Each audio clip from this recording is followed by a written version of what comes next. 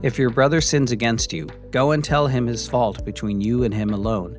If he listens to you, you have gained your brother. But if he does not listen, take 1 or 2 others along with you, that every word may be confirmed by the evidence of 2 or 3 witnesses.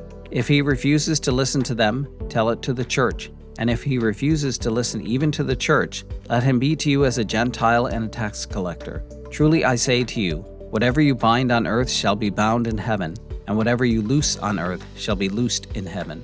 Matthew 18:15-18. Confronting sin in our brothers is one of the most difficult aspects of living a Christian life. Society and culture tell us that we should have the freedom to live our lives the way we see fit, without anyone judging us or our decisions. The problem with this is that, ultimately, it isn't a very loving approach toward our brothers in the faith. Freedom without truth and sin without reconciliation leads to unrighteous living, and that, left unchecked, will lead inevitably to destruction.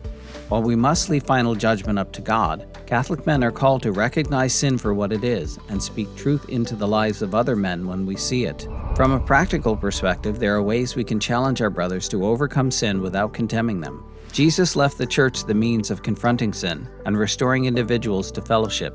We can draw from the strength of the body when we work for unity and reconciliation for all our brothers. It is important to approach faults in others with gentleness, respect, and humility.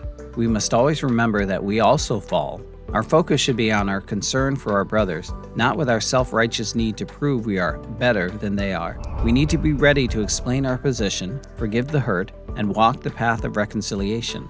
Together we must lift one another up and remain strong as believing brothers, united in the cause of Christ, who calls us to purity and perfection in His name. When have you had to confront sin in a brother, and how did you handle it? Has a brother ever had to confront you? How did it help you? What do you do to hold yourself accountable before you point out any sin in another? What are some practical ways you can help to walk with a brother facing sin today?